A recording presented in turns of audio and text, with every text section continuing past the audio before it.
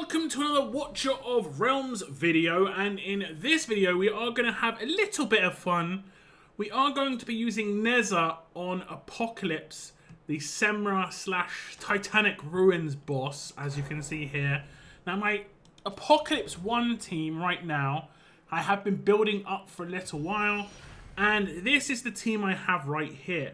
It has got Ne Zha in it. It is a Infernal plus a Esotericist team. Obviously, these are not my best characters. My best characters are on my Apocalypse 2 team. But my idea is, if they do expand Titanic Ruins, where they do Apocalypse 3, obviously my teams will shuffle down a little bit. My 2 will become a 3. My 1 will become a 2. Maybe we'll get another key and I can build a new 1 team. But my 1 will have to be able to hold its own in Apocalypse 2. Now, I have obviously tried it out just for the placements, and the placements are absolutely fine. And I will just go through the team. We've got damage dealers. We have Falchia. We obviously have Ne Zha as the damage dealers. We have Lyra, who's especially a good damage dealer. I have been using her on my Apocalypse 1 team for a very long time. She's, I think, fourth awakened. So that's actually pretty good. And then we have Lord Phineas. He has his own artifact, so he will do damage reduction, which is quite nice. And then we also have Ingrid, who has actually been devoted to my second team because my first team is so solid. And we also have Moradin. Now, Moradin's less here for the damage. He's going to be utilizing his own artifact, which is going to do vulnerability for physical and magic. I think if I didn't bring him, I'd still have the magic vulnerability from elsewhere. But the physical vulnerability is going to be good. It's going to boost Falchia. It's going to boost Ne Zha over here, I think, as well. Does a bit of physical damage. But it's just a nice little boost, for sure. And also, just to note, Moradin is in Glacier, so that he has over 100k HP, because this team does not have a tank. He's mainly here for support. He's not going to do much damage. That's pretty much all he's here for. So what we'll do is we'll just start the fight and just kind of see how well this does. This is Apocalypse 2, not Apocalypse 1, but I'm not going to save my score. This is just to test out how well it does. So we'll skip the intro. And I also don't have Invigoration on any of my characters on purpose, because I just kind of want to see how well it does when it comes to the damage output of all of my characters. So we'll just switch everyone in. I'll put all my damage dealers down first.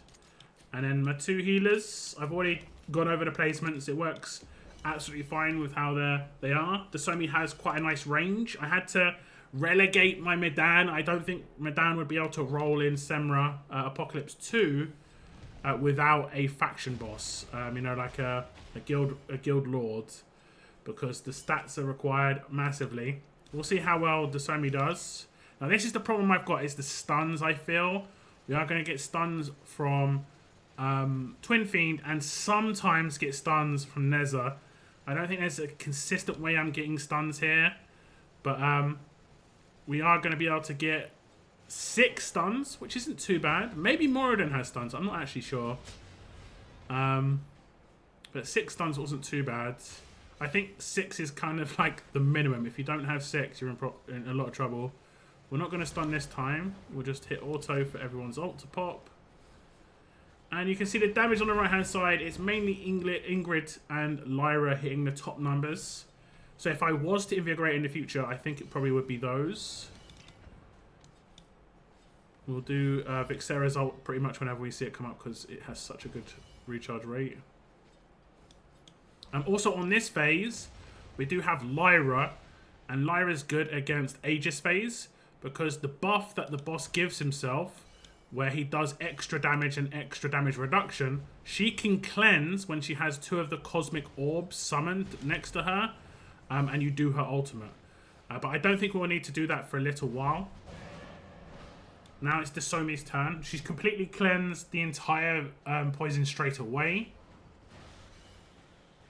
And the poison is slowly but surely getting cleansed on the other characters here, as you can see. Falchia is just the last remaining one.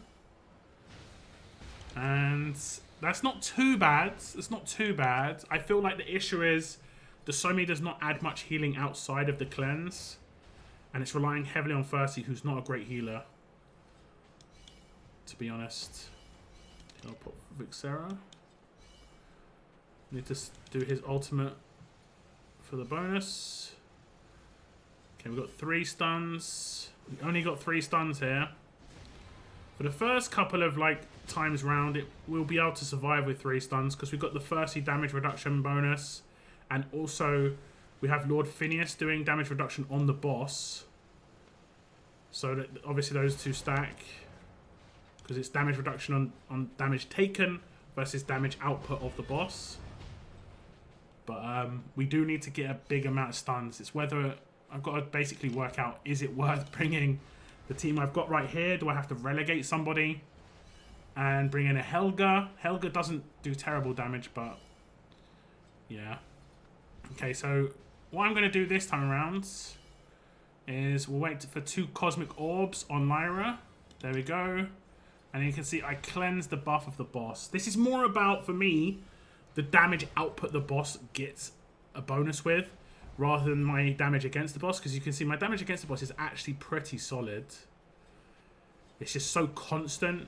We have a bit of true damage in here as well with Falchia. Okay, we'll do the ults of everybody. We're about to hit 30k, which I think is a milestone. I think is it 8, 30, 50, 80, 120? I think it's something like that. We're aiming for 80. Sorry, 50. 80 would be great, but we're aiming for 50. Is to give a little bit of a heal. I think that's the issue. It isn't so much the poison's the problem. It's the healing them back up and trying to survive the slam or the laser that can come out afterwards. Because look, all my characters are just low HP right now. And the healing that comes out afterwards is just really, really poor. So again, I might need a 3rd healer. I do use 3 healers on my main team. Carnelian, Eloin, and Narissa. We need to do the stuns here. How many have we got? 6, 7. 7, new record. But with Helga, she can do 9 without too much of a problem by herself, even if you don't have her fantastically geared. So at the moment, Aegis stage seems the most solid. Oh, I did the ults a bit early. A little bit early. Aegis stage seems a bit more solid. But the Saw phase is maybe a bit random, and I think the Poison phase is what's going to be our downfall, basically. That's how I see it being. We'll do Vixera. Vixera's got a quicker recharge rate than Twin Fiend, which is actually crazy because Twin Fiend has a Samsara as an artifact. So that's hilarious.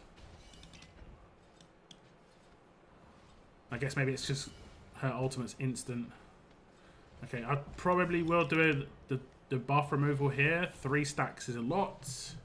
And it's just good timing where she probably will get her ult back in time for the vulnerability part. Okay, we're going to hit 50k. I wasn't really paying attention. It's been pretty smooth, honestly. It's not been too crazy.